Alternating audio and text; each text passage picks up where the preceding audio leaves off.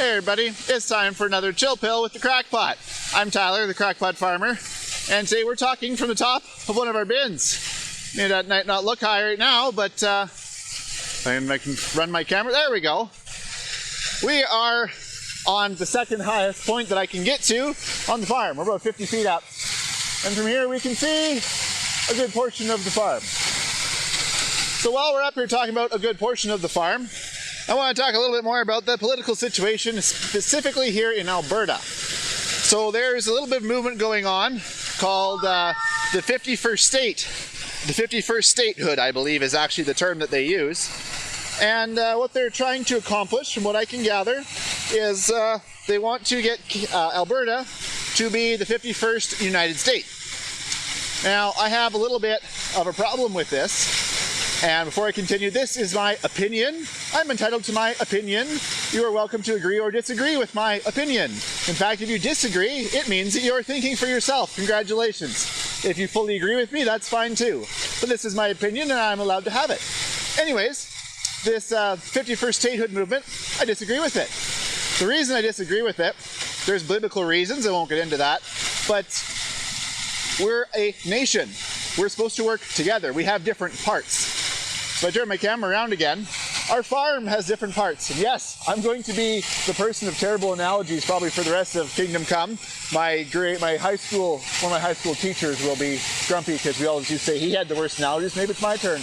Anyways, our farmyard and our farm, which stretches for quite a distance here, has many parts and many enterprises. We have many different grains. We're going to be planting 6 this year, and each one on its own would not sustain the farm. We need all 6.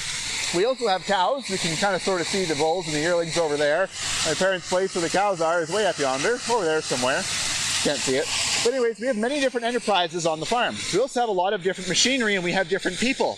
And on their own, each person and each enterprise cannot sustain the rest. We need all of them to work together.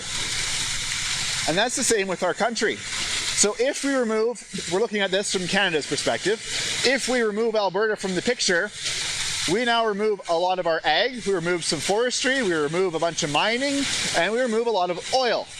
Now, the rest of the country needs those products, and Alberta needs the rest of the country because we get people who come in here to work in our industries, we import raw products, we import finished products, etc., etc. The country works together. So because we have a problem way over there, like 3,000 plus kilometers that direction is where the source of most of our problems comes from, and about 500 kilometers in that direction is where the rest of our problems are kind of sort of coming from. Just because we have problems there doesn't mean that we need to dissociate from the rest of the country and take all of our people and our resources and all those things with it. We have to continue to work together. The biggest thing I struggle with is we've been talking about with this whole freedom movement thing so far, unity, unity, unity, getting over our differences and learning to get together and work together for a common goal.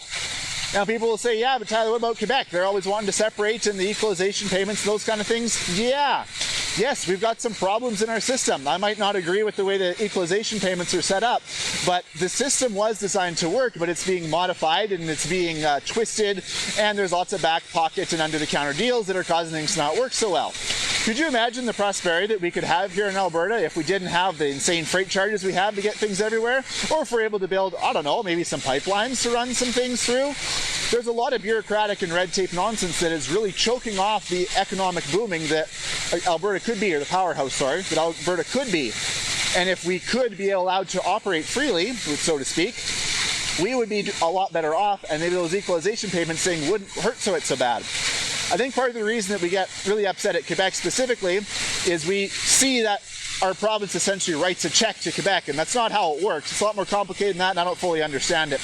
But the other thing is people, Quebec wanting to separate was part of the thing. And we've kind of been taught as Albertans that Quebec is the source of our problems because a lot of our politicians are there, and they're a different culture, we don't understand them, so therefore they're part of the problem, and we want to get rid of them and build a wall around it and fill it with water and those kind of things, which is just all silly jokes. But anyways, now that I've traveled a small portion of the country, like literally half of it, because from where I am to Ottawa is literally less than halfway across the entire country, I've traveled half the country. I have now seen some provincial borders that I had not seen before, like Manitoba to Ontario. Like, why the heck is that province such a funny shape? And then we hit the trees and the rocks and went, oh, that's why it's a funny shape. And even Alberta to Saskatchewan is totally different. Saskatchewan, Manitoba, totally different. Alberta to BC, totally different. So now that I've had the opportunity to see a much larger portion of our country, I can understand why we have the divisions of provinces and why we have different peoples and different governing systems. And so just because what's working over there isn't working for us doesn't mean we need to leave it. It means that we need to learn to work together, and we need to try to unite as a common people to solve the problems that we have and work with our differences, because as other people have cheesily said before, our differences are our strengths, and they really are. If we had a country of Albertas, that wouldn't work very well. If we had a country of Quebecs, that wouldn't work very well. If we had a country of PEI, that wouldn't work very well. We need the diversity that we have in this country. We need to all work together to get over our differences and use our differences to benefit one another. Yes, Alberta is one of those have provinces. We've got an awful lot of industry that produces a lot of money, especially because it mostly comes out of the ground. So yeah, we're going to be a lot better off than provinces that maybe don't have those same resources. Those provinces have things to offer too. They have technology, they can provide electricity, those kinds of things, and we can trade those resources back and forth. And yes, there might have to be money go back and forth to make things work out, but that's the joys of being a nation, where we can work together. And when someone has a bad year, like the Prairies had a really bad year for hay a few years ago, and so hay came from the island of all places. There's been hay west operations, hay east operations. The farmers in different places help each other out when different weather comes along. And we, as a people of the country, need to do the same thing. When there's hard times in one place, people in other places can help them out.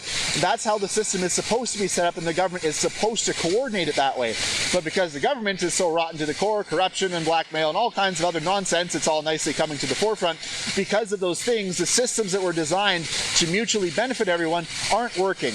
And that's where I believe a lot of our problems are coming from. So if we can get some of these governmental issues dealt with and have the systems function the way that they're supposed to function, I think we'll see a lot less desire to start splitting our country up or to start joining other nations. And let's be honest, if Alberta left Canada and went to join the United States, we would just be leaving one dumpster fire for another dumpster fire.